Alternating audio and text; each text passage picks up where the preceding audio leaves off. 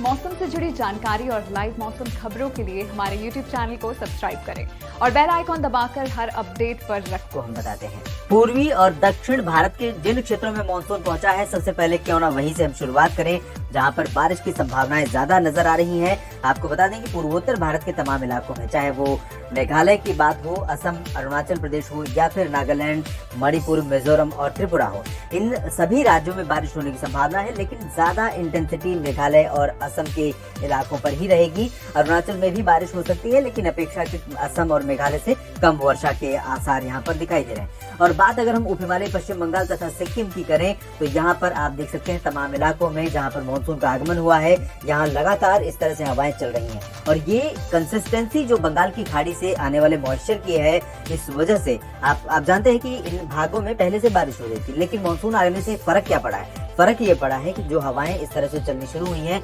वो कंटिन्यू रहेंगी, और वो उनकी जो निरंतरता है, इन हवाओं में जो नमी है, उसकी निरंतरता के चलते ही हिमालय, पश्चिम बंगाल, सिक्किम और तथा जो आसपास के इलाके हैं बिहार के उत्तर पूर्वी, इन भागों में कई स्थानों पर हल्की से मध्यम, कुछ स्थानों पर तेज बौछारें गिर सकती हैं। बिहार में मानसून का आगमन जल्द हो सकता है। दरभंगा, भागलपुर, किशनगंज, अररिया, पूर्णिया, खगड़िया, सुपौल और आसपास के भागों में तो यहाँ पर आने वाले 24 घंटों के दौरान कई जगहों पर हल्की से मध्यम बौछारें गिर सकती हैं। इसी तरह से दुमका, देवघर और डाल्टनगंज समेत जो झारखंड का उत्तर पूर्वी जिला है, इन भागों में भी कई स्थानों पर वर्षा के आसार हैं। अगर हम बात करें गंगेय पश्चिम बंगाल की, तो यहाँ पर भी आप देख सकते हैं बादल भले ही इस मॉडल में दिखाई नहीं दे रहे, लेकिन मेरा अनुमान यह है कि अलीपुरद्वार, दीघा, कोलकाता और आसपास के जो इलाके हैं, ये वाले पूर्वी क्षेत्र जो बांग्लादेश से सटे हुए, इन भागों में कई स्थानों पर बादल पहुंचेंगे और कुछ जगहों पर अच्छी बारिश भी हो सकती है। तो अगले 24 से 48 घंटों में इसी वजह से मानसून के प्रोग्रेस करने की घोषणा भी यहाँ पर की जा सकती है, लेकिन अभी ये बहुत क्लियर नहीं है। और इसके अलावा झारखंड के पश्चिमी भागों में, दक्षिण बिहार में, दक्षिण पश्चिमी बिहार में फिलहाल ड्राई वेदर रहेगा, लेकिन मॉइस्चर होने के कारण कहीं कहीं पर यहाँ पर मौसम बिगड़ सकता है और बारिश की गतिविधियां हो सकती हैं। सेंट्रल इंडिया में अगर देखें तो ओडिशा, छत्तीसगढ़ में मॉइस्चर रहने के कारण यहाँ पर प्री मानसून वर्षा हो सकती है कहीं कहीं पर, लेकिन इंटेंसिटी या स्प्रेड बहुत लिमिटेड रहेगा, बहुत ज्यादा बारिश की संभावना नहीं है। मध्य प्रदेश में सभी जगहों पर शुष्क मौसम की संभावना है। आज सैटेलाइट तस्वीरों में देखा आपने कि ग्वालियर संभाग से लेकर उत्तर पूर्वी जिलों में कई जगहों पर बादल नजर आए। ये बादल जो अरबियन सी से आने वाला मॉइस्चर है गुजरात के रास्ते, उसकी वजह से डेवलप हुए हैं। बाकी मध्य प्रदेश पर उत्तरी दिशा की हवाएं चल रही हैं, और कल भी इसी तरह का मॉडल इंडिकेट कर रहा है कि मध्य प्रदेश पर लगभग सभी शहरों पर उत्तर पश्चिमी दिशा की शुष्क और गर्म हवाएं चलती रहेंगी, तो हीट वेव की कंडीशन रहेगी। लेकिन जैसे ही थोड़ा सा मॉइस्चर चाहे इधर से या फिर छत्तीसगढ़ के ऊपर से मिलेगा, तो यहाँ पर बादल गरज वाले बन सकते हैं और बारिश हो सकती है। तो बारिश की संभावनाएं कहाँ पर बन सकते हैं? उज्जैन, इंदौर, देवास, धार, भोपाल और आसपास के इलाकों में, साथ ही साथ रीवा से लेकर ये टीकमगढ़ के बीच, उमरिया के बीच में कहीं पर बादल गरज वाले आ सकते हैं और वर्षा हो सकती है। इंटेंसिटी भले ही कम रहे। गुजरात में सभी जगहों पर ड्राई वेदर रहेगा। महाराष्ट्र में, विदर्भ में ड्राई वेदर रहेगा।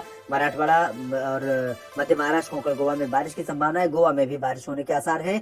उत्तरी आंतरिक कर्नाटक, तेलंगाना और उत्तरी आंध्र प्रदेश के क्षेत्रों में फिलहाल लाइट रेन होने की संभावना है, जबकि रायलसीमा, दक्षिणी आंतरिक कर्नाटक, तमिलनाडु के इससे सटे क्षेत्रों और केरल में कई जगहों पर मध्यम से तेज वर्षा हो सकती है।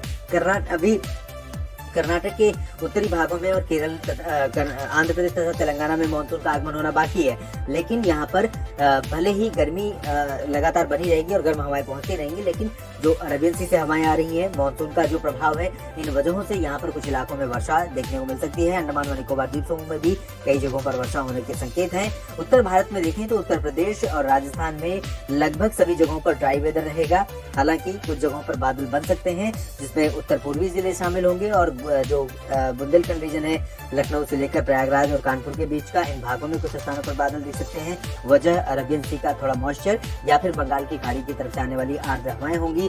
पश्चिमी उत्तर प्रदेश में, हरियाणा, पंजाब और राजस्थान, दिल्ली में सभी जगहों पर पूरी तरह से शुष्क मौसम रहेगा। राजस्थान में ये पश्चिमी जिले जो हैं, ये थोड़ी सी मॉइस्चर के कारण यहाँ पर बादल यहाँ बन सकते हैं, गर्जना के साथ, धूलभरी आंधी के साथ लाइट रेन या बूंदाबांदी यहाँ पर हो सकती है अगर बादल डेवलप होते हैं तो, और बाकी संभावनाएं बहुत ज्यादा नहीं है। दिल्ली में पूरी तरह से शुष्क मौसम रहेगा, बेहद गर्म मौसम रहेगा। 44 और 43 डिग्री तापमान न सिर्फ दिल्ली में बल्कि रोहतक, हिसार, चरखी दादरी, झज्जर, महेंद्रगढ़, रेवाड़ी, पलवल इन भागों में हो सकते हैं, तापमान पहुंच सकता है। और इसी तरह से पटियाला, लुधियाना से लेकर फजिल्का और फरीदकोट, मोगा, बरनाला के बीच में भी तापमान बहुत ज्यादा रिकॉर्ड किया जा सकता है। राजस्थान की बात तो अलग ही रहेगी।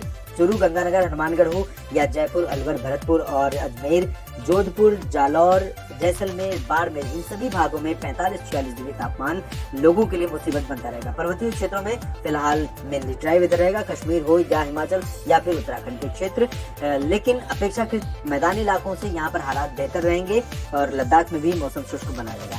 तो देश भर में अगले 24 घंटों के दौरान यानी 5 जून को कुछ इस तरह से मौसम रहेगा। आप लगातार जुड़े रहिएगा मौसम तक चैनल के साथ, मैं आपको अपडेट करता रहूंगा अगर आपके शहर में कुछ भी बदलता है मौसम का। धन्यवाद।